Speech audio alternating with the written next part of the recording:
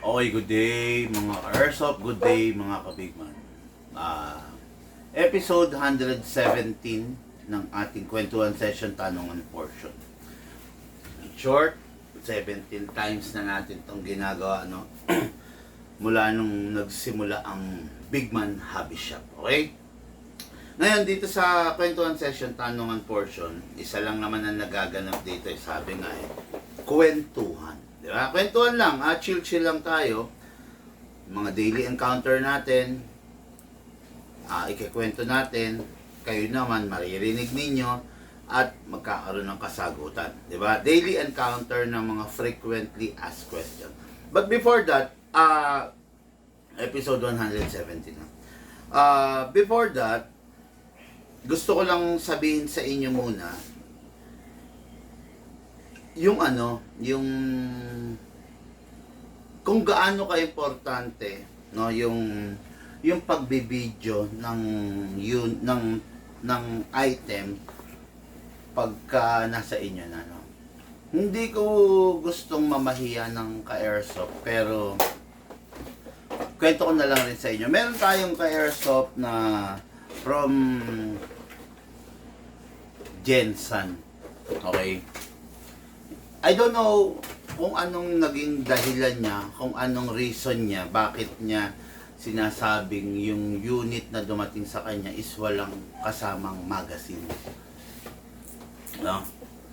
Ngayon, requirement namin dito sa Bigman na meron ka dapat video ng unboxing mo. Okay? Kaya lang, hindi siya makapagsumite ng video ng unboxing. Meron naman daw siya, pero dinidelay niya. Hindi siya makapagsumite ng video ng unboxing.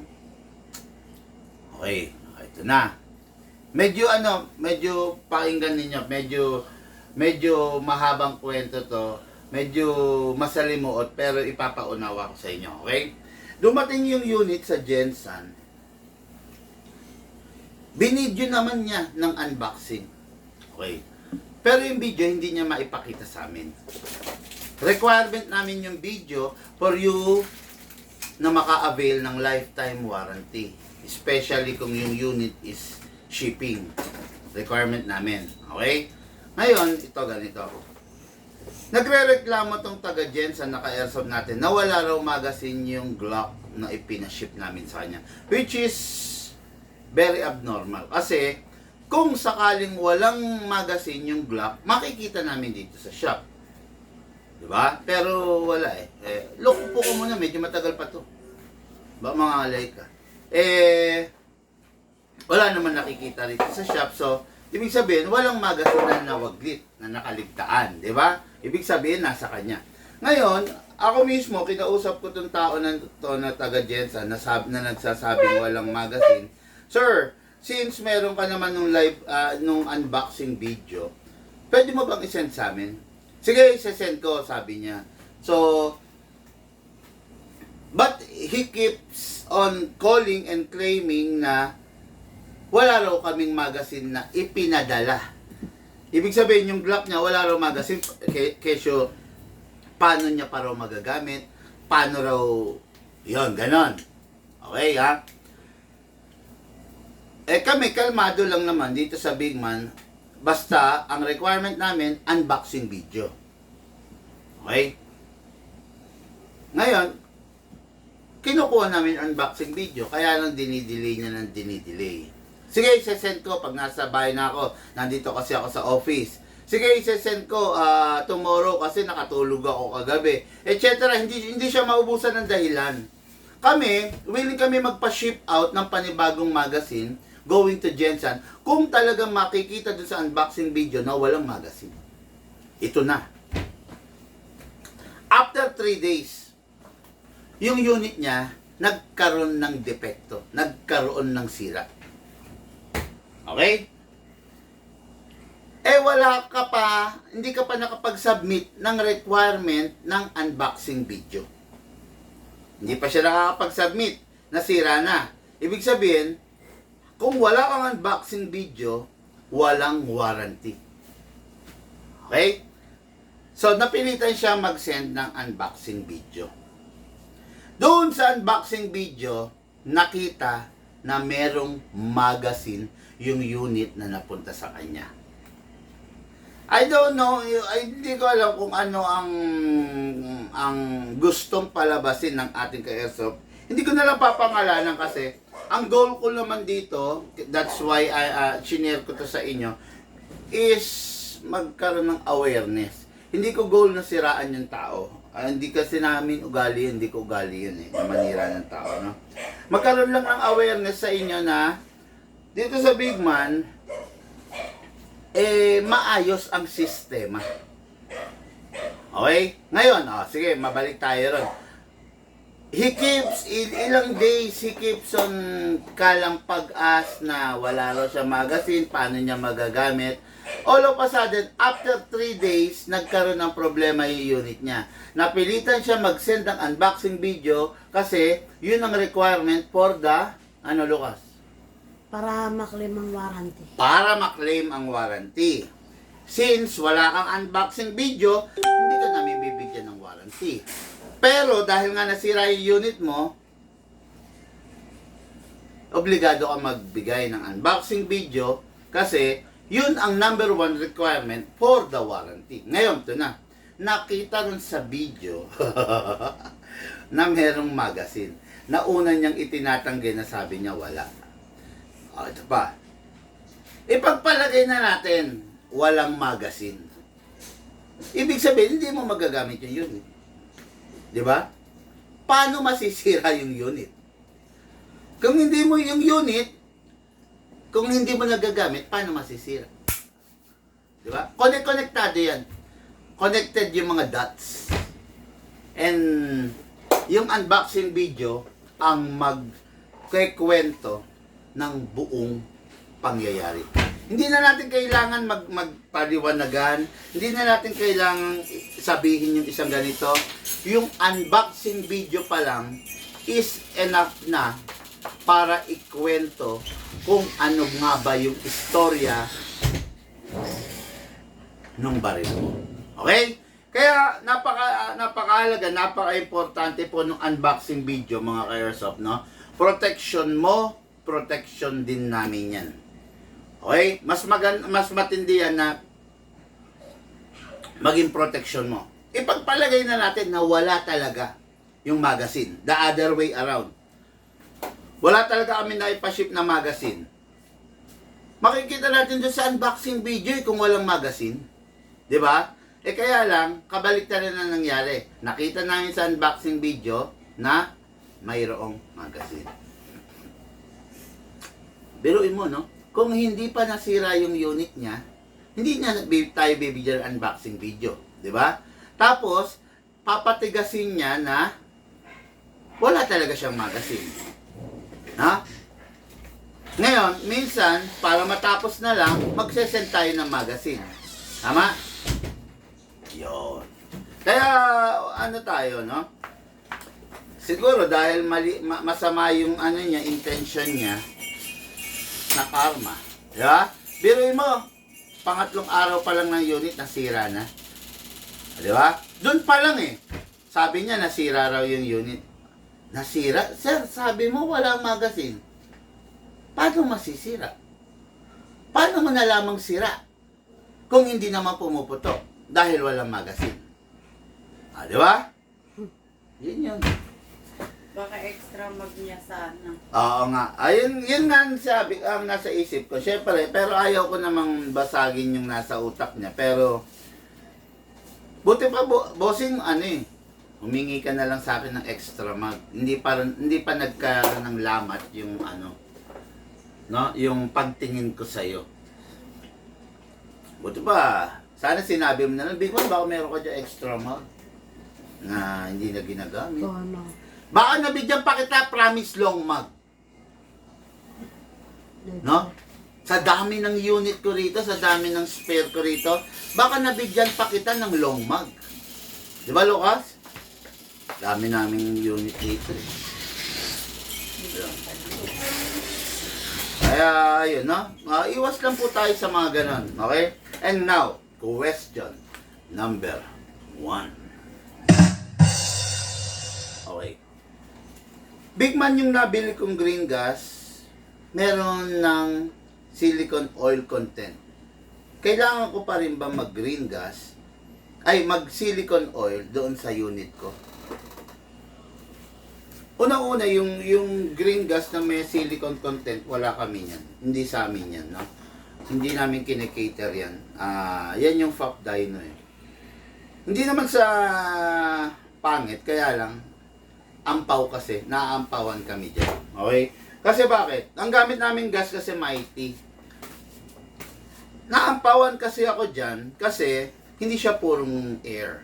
Ibig sabihin, kada gamit mo niyan, laging may halong silicone oil. Kasi silicone oil added yan eh.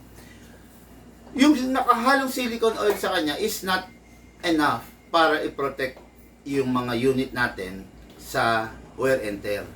Ano? Hindi siya enough. Kumbaga, so, bakit ka gagamit ng bagay na hindi enough? Di ba? Ganito. Halimbawa yung kopi ko, 3-in-1. Kopi ko blanca. Halimbawa lang, ha? Yung mga nabibiling kape, 3-in-1. Nakalagay, sugar added. Di ba? Ngayon, nung tinimpla mo sa kape, ang pait. Walang tamis. O, ba't ka pa magti-3-in-1? Diba? Bumili ka ng kape. Bumili ka na lang ng plain na kape, magtimpla ka, maglagay ka ng asukal. Tapos. Diba? Kasi yung 3-in-1, binabayaran mo, meron ng kape, meron ng creamer, meron ng asukal. Sabi, 3-in-1 nga eh, di ba? Ngayon, kung matabang siya, hindi siya 3-in-1. Di ba? Di ang gawin mo, bumili ka na lang ng 1. Bumili ka ng kape, timplahin mo, maglagay ka ng asukal. Yun. Di ba? Yung iinom mong kape, kape na merong kaunting tamis. Yun, no? Ngayon, yung green gas na may oil, hindi kasi enough yung added na oil to protect the unit. So, bakit gagamit ka pa nun? Di gumamit ka na ng purong hangin, then saka ka mag-spray ng silicone oil. Di ba? Sa paraang yon,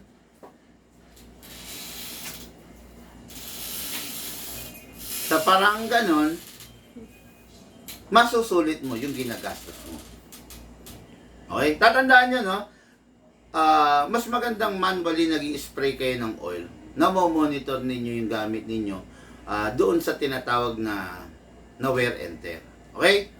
And I just hope nasagot ko ng tama, maliwanag yung question ng ating Kerso.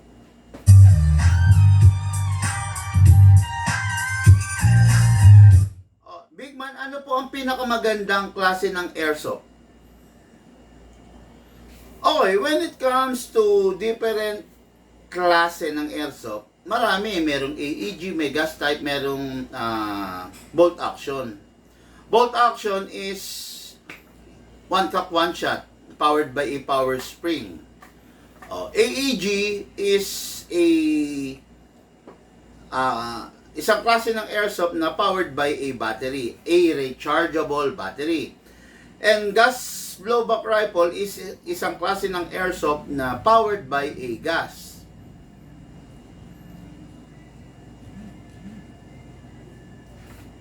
Ngayon, ang tanong, anong pinakamagandang klase? Depende sa klase ng tao eh.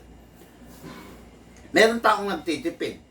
Ano yung pinakamatipid na klase ng airsoft kung nagtitipid ka? Bolt action. Bolt action. Di ba? Kung ikaw yung tipo ng tao na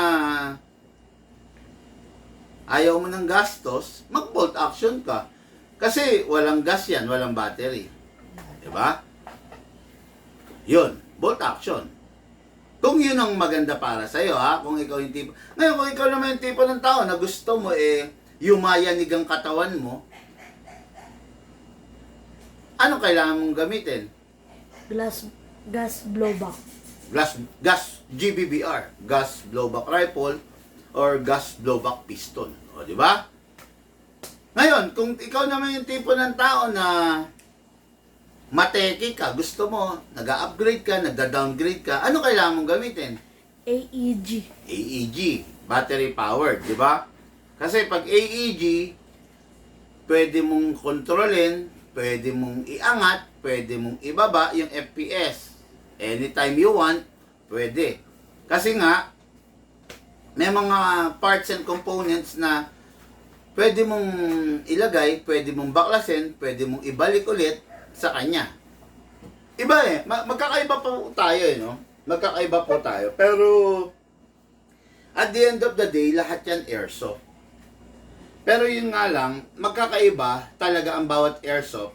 Depende na rin doon sa gagamit. Kasi ganito merong mga taong matipid, pero ayaw nila yung mayat-maya nagkakasa. So, huwag ka magagas, huwag ka mag-bolt action. Diba? Pero merong mga tao na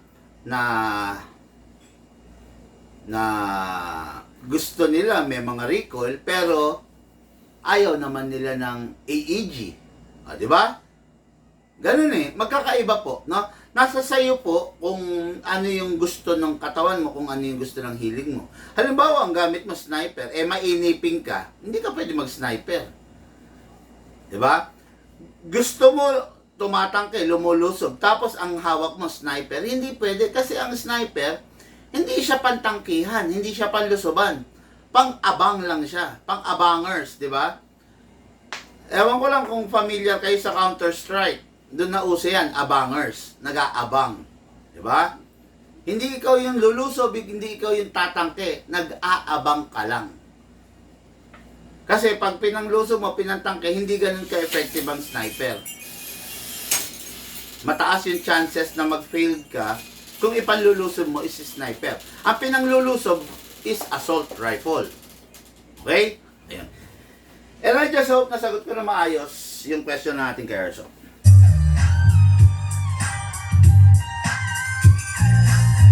Okay. Big man, anong minimum length ng DMR?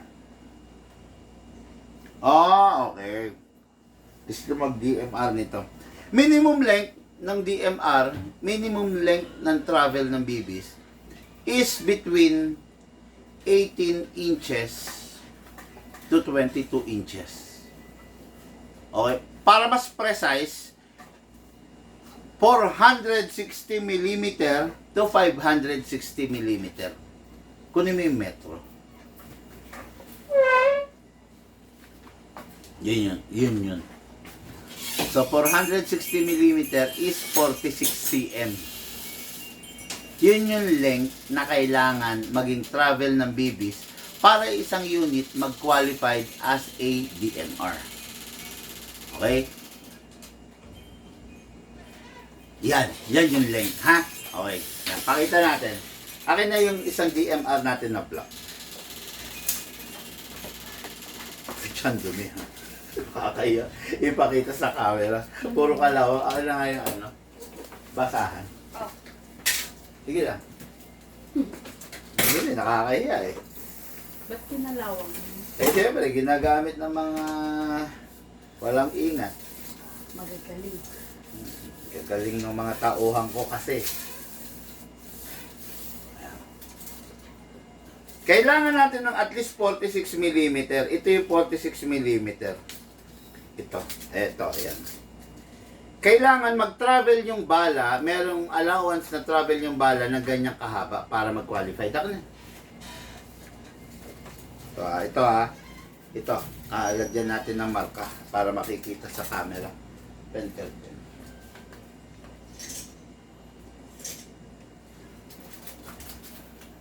Ito. Ayan, ito, mga Airsoft po, ayan ha. Yan. Ngayon,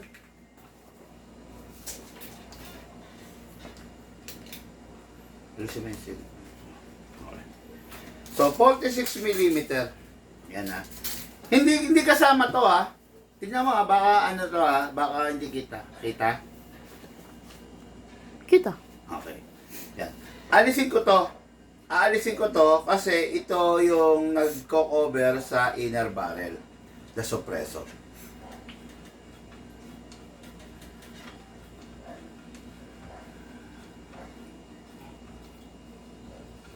Ayan.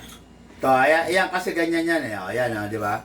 Hindi kasama to, hindi kasama tong excess. Hanggang dito lang. Kasi ito yung barrel eh. Dito dumadaan yung bibis eh, di ba? Hanggang dito lang yung bibis, tapos lalabas na siya sa hangin eh. Okay? So, 46 mm. Ngayon, saan ba nagsisimula yung barrel? Dito yan. Sa half rubber. Okay? Yan, dyan yan. Okay, ito. Ito yung 46 mm, oh. Itatapat ko siya dito sa center. Kasi nandyan yung half rubber. Okay? Ayun. Ayan, kita nyo? Yan, ha? Ito siya, ha? Ngayon, mahaba pa pala yung DMR natin. Sa DMR, mas mahaba yung length, mas tame yung bibis. Mas mahaba yung length, mas nakabuelo ng gusto yung bibis. Mas nakabuelo ng gusto, mas mataas ang FPS nun. Mas nakabuelo ng gusto, mas precise yun. Okay? Ayan. Nandito siya, ito, ha? Hanggang dito lang. So, pasok tayo sa sinasabing 46 mm. Okay? Yung eksakto nito is, sukatin natin, ha? Itong setup na to is 53, hindi. O tama. 530 mm. 530 mm. Or 53 cm. Ayan. Ito. Ito. Kung ito yung 400, ano yun? 460 cm. Ito yung 530 cm. Pasok tayo. Okay, ayan ha. Hanggang 560 actually. So, 556 cm yun. Pero 530, pasok tayo. Ayan yun, no? Ayan, no? So, yung DMR na setup natin is 530 mm or 53 cm. Yun ang setup natin. Kaya ito, pasok to. Below that range is hindi magka-qualified as DMR. Okay?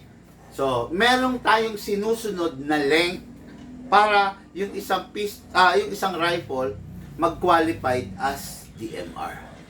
Okay, bonus. This is a suppressor. Ang pinakasilbi ng suppressor para maitago niya tong inner barrel. Okay? Without the suppressor, ito pwedeng mababali, pwedeng babaluktot, pwedeng masisira. Pero with the help of the suppressor, ayan, itinatago niya para maging protected. Kaya ang silbi ng suppressor, kaya kung yung unit ninyo is hindi naka-inner barrel, tapos isusuppressor nyo, walang silbi, pampagwapo lang yan. Diba? Pero, pag yung unit ninyo naka-inner barrel, saka then isusuppressor nyo, merong silbi, may dahilan kung bakit nyo isusuppressor. To protect the inner barrel or the tight barrel na tinatawag. Okay? Yun. Bonus yan. Kita nyo. Diba? Hitting two birds in one stone, sabi nga. Ayan, ayan. Okay? Kaya ito, DMR setup po ito. Okay? Yan ang DMR setup na legit, na qualified. Okay? And I just hope nasagot ko ng tama at malinaw yung question ng ating Kaerso.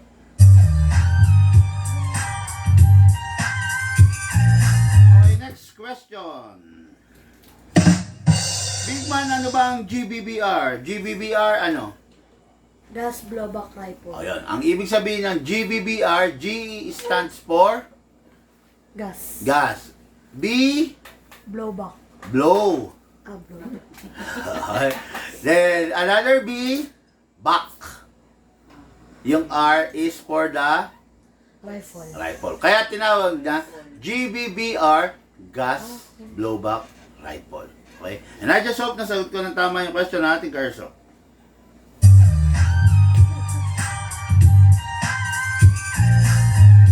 Next question. Big man newbie po ako. Ano po ibig sabihin ng CQB? CQB is close Close. quarter Bat. battle. Okay? Ibig sabihin, medyo maiksi siya. Okay? Kung maiksi ang CQB, ano yung mas maiksi sa CQB? Ano? Micro CQB. Micro CQB. Mas maliit yon than the CQB.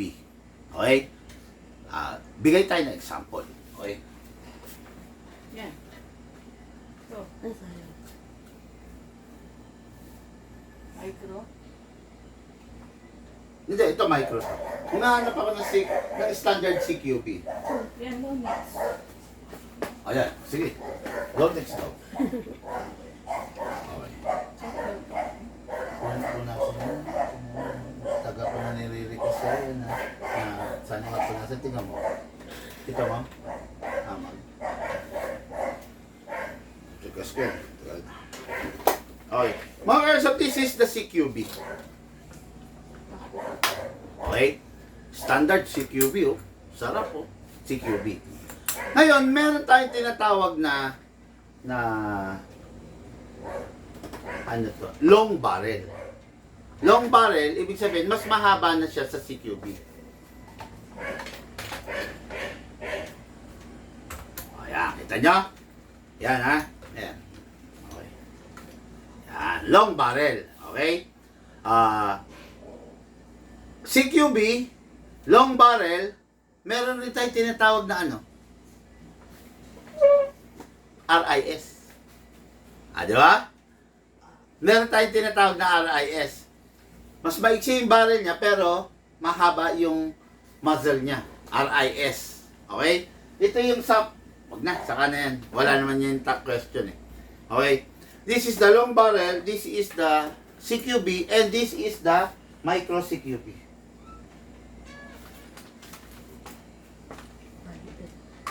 Habak, look. Pakita natin. Okay, yan. Yan yung pagkakaiba ng tatlo. Look, diretso mo yung tayo. Yan. Yan yung pagkakaiba ng tatlo, ha? Micro CQB, CQB, then the long barrel. Okay? Meron pa tinatawag. Sige, pakita na rin natin, Ma'am Sally, pasuyo lang to. Ito, hawak. Meron tayong, ito yung tinatawag natin na RIS, mga karso. RIS. RIS. Kita nyo yung haba, oh. Di ba? Okay. Sige. Ikalog nyo, ha? Ikalog nyo kung ano yung sasabihin ko, ha? This is the RIS, the CQB, the micro CQB, and the long barrel. Okay. Sige. Kailangan mabilis, ha? Okay. Pag sinabi ko, ha? Micro? Long barrel? RIS? Micro? Sabi ko sa'yo, mabilis dapat eh. Okay. Okay, bilisan ulit natin, ha? Okay, CQB? Micro? CQB? Micro? RIS? Long barrel? CQB? Micro. Okay, alam na nila. Yan yung mga pinagkaiba-iba, ha. Mabuti na lang meron tayong pagkakataon na ma-sample. At least nakikita ninyo sa camera, di ba? Ayan. Yan yung bagay na proud rin ang Big Man kasi lahat ng klase meron tayo rito, lahat ng hahanapin nyo, di ba? Okay, and I just hope na sagot ko po ng tama yung question natin, girls.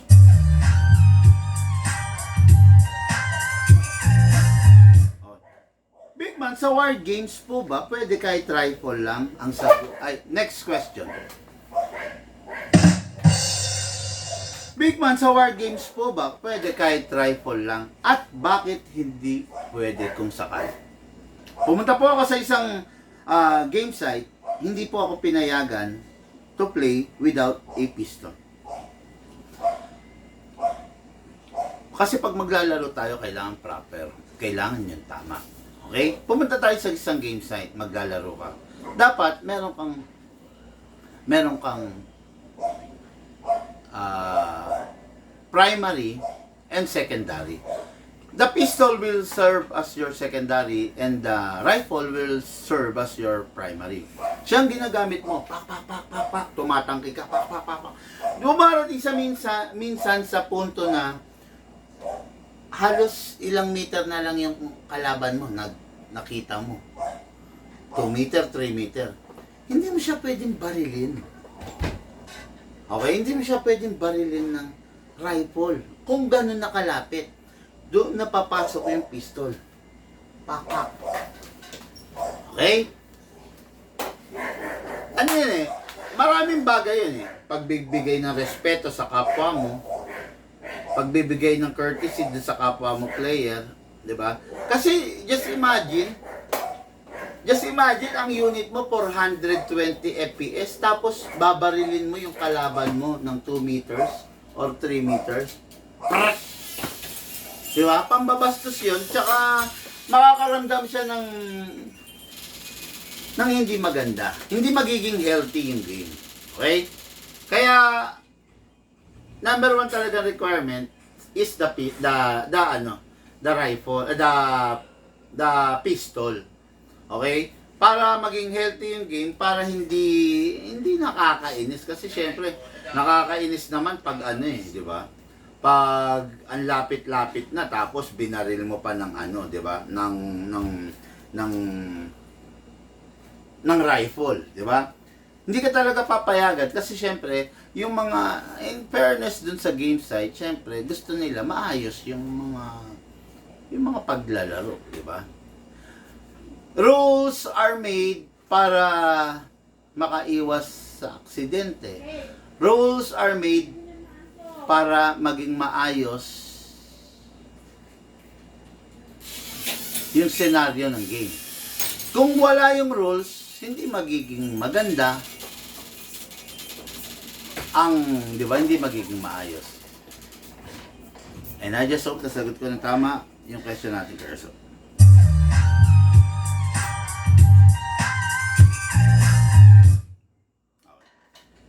Big man, wala... next question.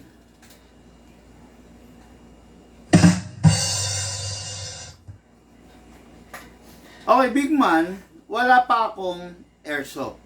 Gusto kong magsimula. Hindi ako maglalaro. Pang-alis stress lang. At pang-collect. Saan po ako maganda magsimula? Okay.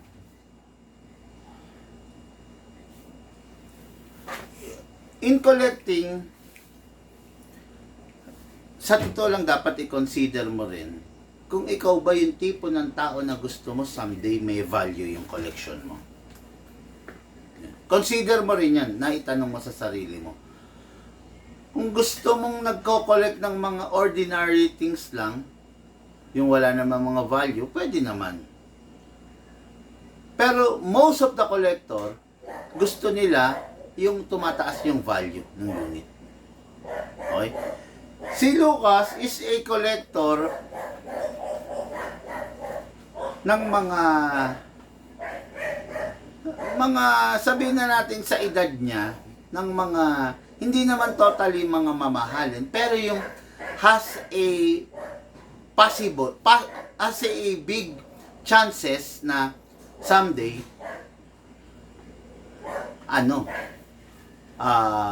umangat yung price. Diba? Ang kinokollect ni Lucas, mga John Wick. Tama? John Wick. Tapos, meron pa siyang, ano pa isa mo? Salient Arms. Salient Arms. EMG yan. Actually, EMG lover yan. EMG lover yan.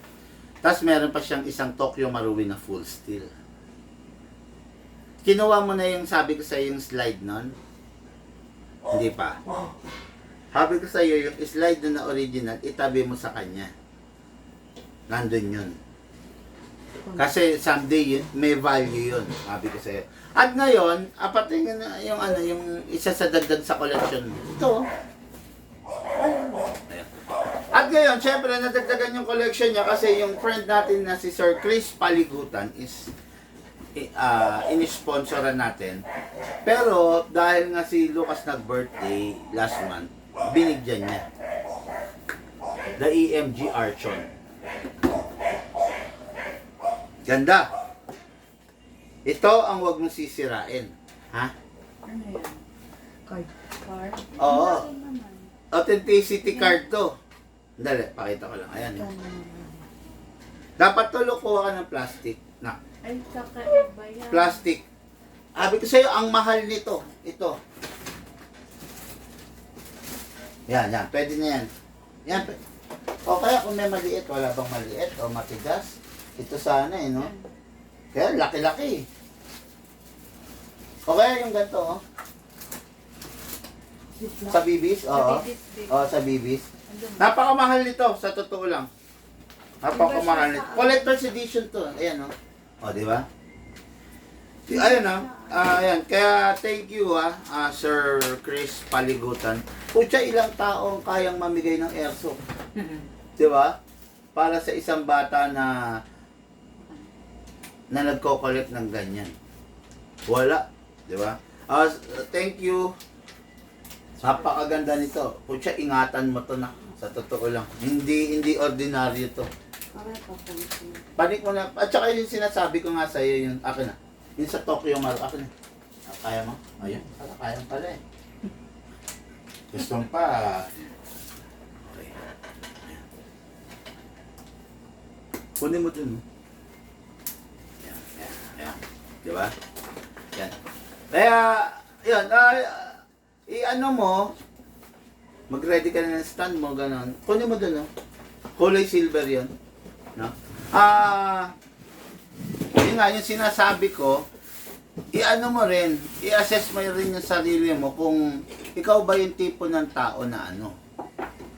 Yan, itabi mo yan sa kanya na kasi nandiyan yung blowback housing niya, nandiyan yan, no? Di ba? Kompleto yan. Testing mo kagabi na ganito kulay.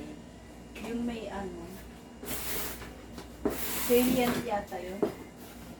Hindi. Ganito rin kulay. No? Kaya yun, most of the collector, yung tumataas ang value. Kinasama na to. Lagyan mong hangin, papatok mo kay mama mo. Ha? Yung tumataas ang value, yun ang masarap i-collect. Okay? Kasi pag walang value, parang, di ba? Ako hindi, nagpapakatotoo lang po ako. Huwag ka mag-collect ng walang value, huwag ka mag-collect ng mga ordinary Glock, ordinary 2011, kasi, ano yan, hindi naman tumataas ang value niyan. Mag-collect ka ng something na nag-a-appreciate yung value. Wag yung nagdi-depreciate. Diba? Kung kaya mo lang nga rin lang i-collect lahat ng John Wick, kaya lang medyo madugo, Medyo madugo. Kung sisimulan mo yung John Wick, kasi ang dami ng hindi nire-release na version ng John Wick, Ang dami ng stop production ng John Wick. Kumbaga, medyo mahal mo na mabibili yun. Kasi bibilin mo yun doon sa mga collector na rin. Diba? Ang dami ng stop production. Kung ako sa'yo, isa sa i-collect mo na available pa is the ZZ. Ayan, ZZ. Talaga naman, talaga. Hindi bumababa rin ang value niyan. Okay? ZZ, number 1 yan. The Everyman's Dream. Ano sa ZZ? The Shadow 2. O, di ba? Hindi bumababa ang value niyan. Bagkos talaga naman. Ingatan mo lang. Yung mga John Wick kasi, sarap talaga niyan. Kung nasimulan mo. Ang dami na kasi lumipas na version ng John Wick. Kumbaga, maghahabol ka. O, di ba? Maghahabol ka. Baka halos doble na yung presyo. Yun. Sa akin, yun lang ang ano ko, ano ko lang yun. Yun lang ang maiaambag kong, yun ang point of view ko. Okay? Good evening, sir, sabi ni Alan Villari. Sir, question lang, if you're given a chance to choose 3 units for collection for the rest of your life, ano po yung mga yun? Live airs. Ano po yung mga unit live or airsoft? Ako talaga ang collection ko number 1, the Desert Eagle, the Lord of All Pistol, then the John Wick, at saka yung mga commemorative na unit, no? Tulungan mo maghawak, tignan mo kung saan yung pampindot niyang trigger, oh. Laging may finger sa Oo, makaim naman ako.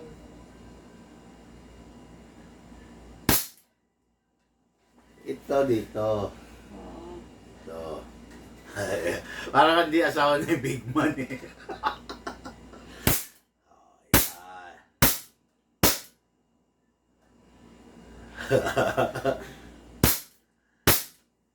In fairness, oh, tingnan mo, isa lang ang site ni mama mo.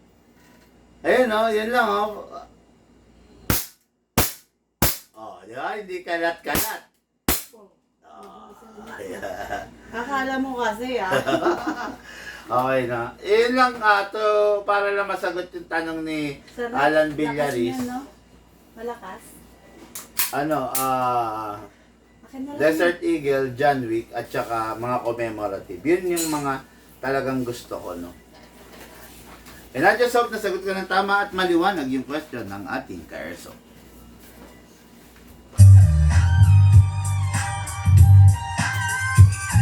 Okay mga ka-airso, yun lang muna for now. Sa mga darating na araw, tutuloy natin yung review, yung kwentuhan session, tanungan portion na ginagawa natin sa araw-araw.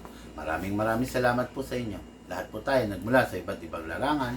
Pinagbuklod, pinag-isa ng isang libangan. Yun po ang paglalaro ng Airsoft, patid po sa inyo ng inyong lingkod, Big Man. Meron akong